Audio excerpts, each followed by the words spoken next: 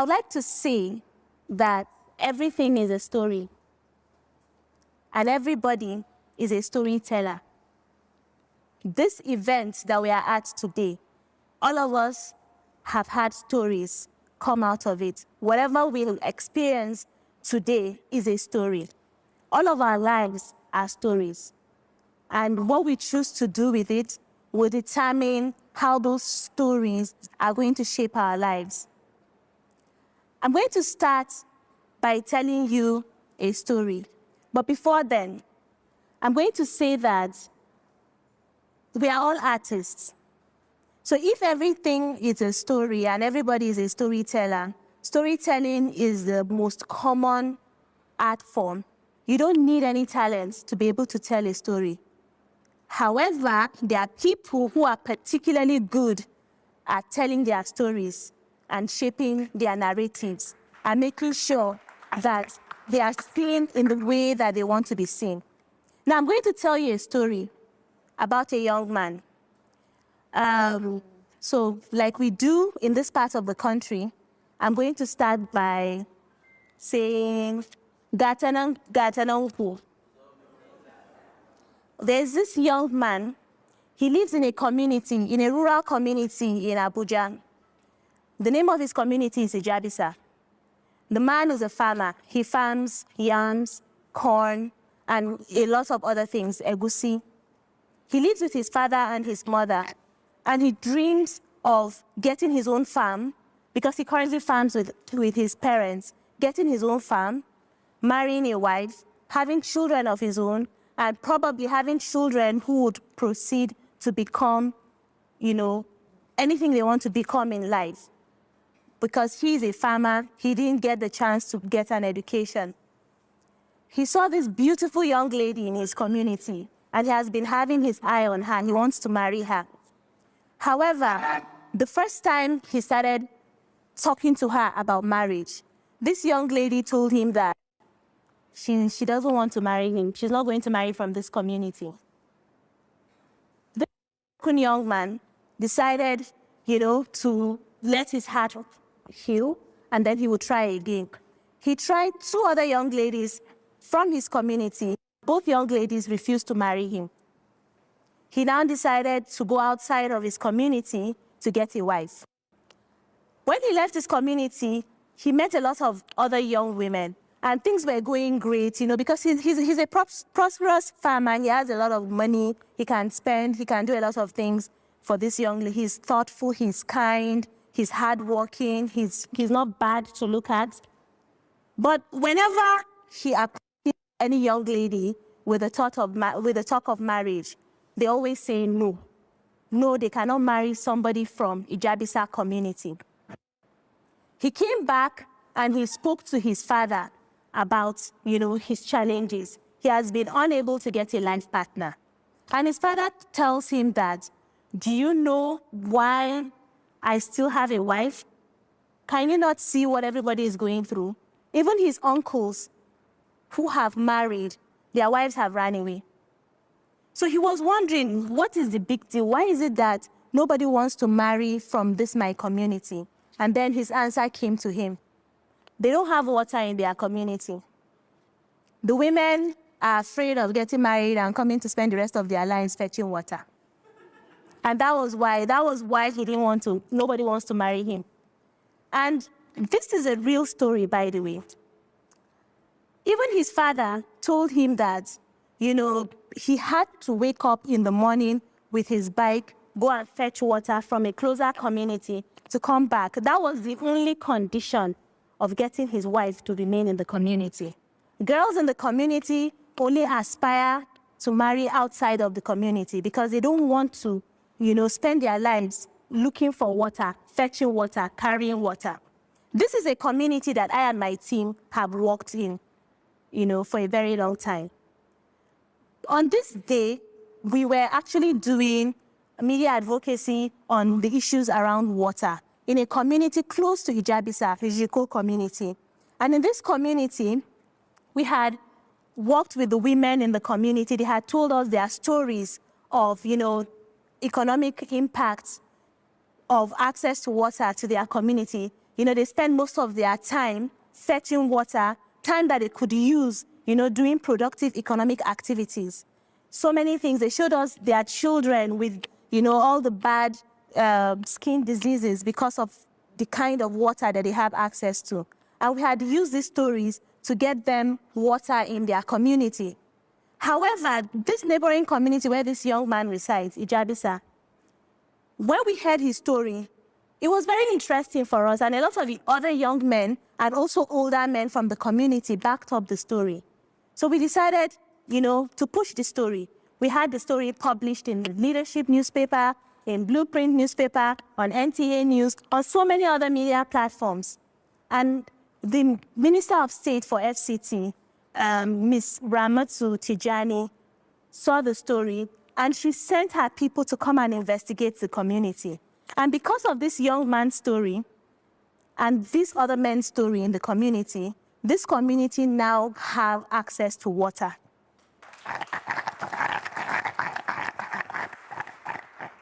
Now, why is it important that you tell your story? Because number one, if you don't tell your story, somebody else is going to tell your story for you, and you might not like what you hear. Two, you might decide, it's perfectly okay. A lot of us want to keep our stories. We don't have to tell our stories. However, we shouldn't also be disturbed when we see that nothing changes in our lives. Over time, I have seen a lot of things change. This same Ijabisa community and all other communities around it, they don't have access to school. The young ladies and boys from the community, this community is in Buari, Abuja. People from that community have to trek all the way to Niger State to get an education every single day. What we did with these young girls was we decided to tell them to tell us about their experiences trekking across 2 states just to get an education, from Abuja to Niger State, every single day. And these young ladies, they talked about, the stress of walking all the way every day from morning to get to school. And by the time they get to school, they're just tired. They just want to sleep because it's an almost 2-hour trek. By the time they get to school, they don't get as much quality education as other people that do not have to trek far. When it rains, they don't go to school. When they're on their period, they don't go to school. When they go to school, sometimes they get attacked, they get raped on the way to school. This story was shared all over, and a lot of people became interested in the story. And the community came together, taking their stories. Because when we collect these stories, we give it to them in the form of a documentary. And we show them, we build their capacity on media advocacy and work with them towards identifying who are the relevant people that they can work together with to solve this problem. Now, this community, they took these stories to the local government chairman. The local government chairman even shed tears. He joined the advocacy team. They went to the Universal Basic Education Board. Now this community is getting a school. Another community in Gwagwalada Area Council, the same thing happened. It was the same project we were implementing, but this time around, we decided to focus on younger children. When we talked to the younger children, they told us about how going to school, because it's an urban poor community, so there's a lot of traffic where they have to trek to go to school. So there's a lot of accidents that happen on the way. It's very dangerous for them, and their parents are worried. But even the parents, because they have the community, they went through the same thing. They're like, okay, I went through the same thing, so my children too are going through the same thing. It doesn't really register the implication. So by the time they saw the children talking about it, this young boy was talking about, having an accident and seeing his classmate die in front of him on their way to school, and he started crying. The parents of the boy also joined, just started crying. The father wasn't even part of the community activity. That's one of the communities that, the father was already, fatigued with NGO activity, so he didn't want to be part of it. But by the time he saw his son's story, and the son was crying, saying, because I trekked to school, and this happened, the father just became a full member of the team. And in fact, the parents from that community, they took the lead of the project, they collected the project from us. They're the ones that will call us, hello, we are going to so place to go and push for this. As I'm talking to you now, the people from that community, using their stories, they have gotten a primary healthcare center. This is something they did not have in their community before. They have gotten a secondary school. They invited us in November. In fact, we went to the secondary school in November. They have a beautiful secondary school. All of their children are now in the school. They have gotten access to road. They have gotten so many things, and they are just hungry for more. Why? Because they have seen the advantages of, sharing their stories and making sure that those stories are heard. Now, even the people on the other end, the duty bearers, they like to complain that Nigerians are always complaining, and there's a lot of, complaints about we don't have this, we don't have that. But by the time you bring real stories to them, I've seen it several times. The day we went to UBEB community with people of Paso community, to UBEB in Abuja, first of all, there was a lot of bullying. Even when they were saying, where is our leader? They want to see our leader. Who is the leader? And then I came and they were shouting and saying, we did not follow protocol, we don't have respect, things like that. And by the time everybody settled down and sat down and watched the story, the most aggressive member of the team was the one that was crying through the film, especially when the boy was talking about it. Now, using storytelling to bring about change is something that I'm very passionate about, because I like simplicity and I like productivity. I like to be productive. I like to use simplicity to achieve results. And I've seen it work over and over and over again. A lot of times, even on the internet, everywhere you go, you see a lot of people, with very opinionated people, talking about the problems that they have, or talking about their opinions, and other opinionated people are there, and there's a lot of arguments. So what you had is a lot of debate without actually getting to the root of the matter. What good storytelling does for you is that it shows you that it allows people to experience your experiences. Because if somebody tells me her story, I cannot go and tell her that she's lying. If somebody tells me his story, I cannot tell him that he's lying. So as part of our work, we use storytelling to achieve so many things. Gender mainstreaming. I mean, I'm a gender rights activist, but I am somebody who has converted a lot of people to see and understand the implications of, certain gender norms to women. Why? Because I don't come at your face and tell you that, this is wrong, this is that, this is that. What I do is I show you true stories. I let you experience it. And before you know it, you're also advocating for gender rights. My friends call me the great converter. And also, we use a lot of stories to get people to overcome a lot of their needs, to achieve a lot of their needs. We get people to talk to each other. You know how when you are sitting down and somebody comes to you and tells you a very interesting story, your next reflex is you want to reply with an equally very interesting story. It triggers something in you. Somebody tells about what happened in the market, and you remember that, okay, there was one day I also went to the market and this same thing happened. And then that's how the best conversations happen, actually. So this is also our model when it comes to community development. We take stories from, let's say, for instance, the Niger Delta. There's this film we use, Daughters of the Niger Delta. It's the stories of experiences of women, gender norms and experiences of women in communities. We take these stories to communities in the north. When we share the stories, people from the north want to share their own stories, and then they tend to understand, the perspective of the people from the south.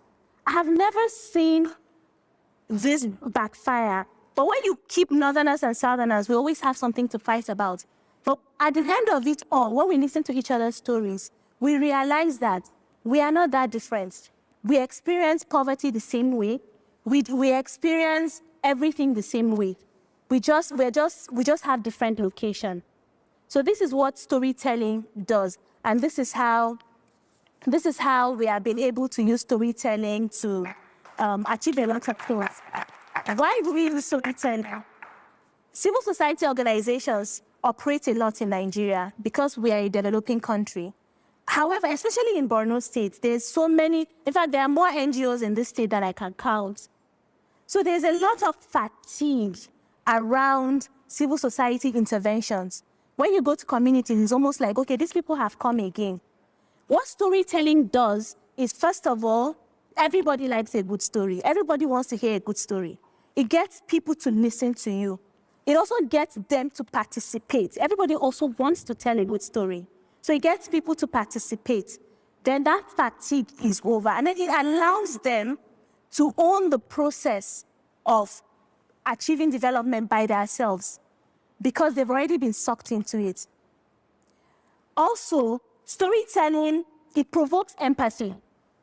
So duty bearers, when you go to the House of Reps or the directors or whoever is in charge of anything, and you tell them that, 50 people died and so blah, blah, blah, it's like statistics. I mean, we have reached a point where we are kind of indifferent to numbers and things. But when you give the story of one woman who has lost all of her sons, and, she's struggling because she dedicated her life raising her sons, that she has lost all of her sons, and because of that, this and this and this happened. When you pull people into the story, even if it's one story, you get more empathy, you get more understanding and more willingness for people to also be part of it. It also brings about dialogue as opposed to debate. Because when I tell you my story, you tell me your story. I understand your perspective from your story because I can't argue with your story. And you understand my perspective from my story. And then we get to a point where we understand each other. I mean, there are so many things I would like to add to this, but somebody has been flashing time to me. So I'm going to end this discussion on this note. Everybody, everything we do, everywhere we are, whatever we do is a story. But we need to find a way to ensure that our stories are beneficial for our lives.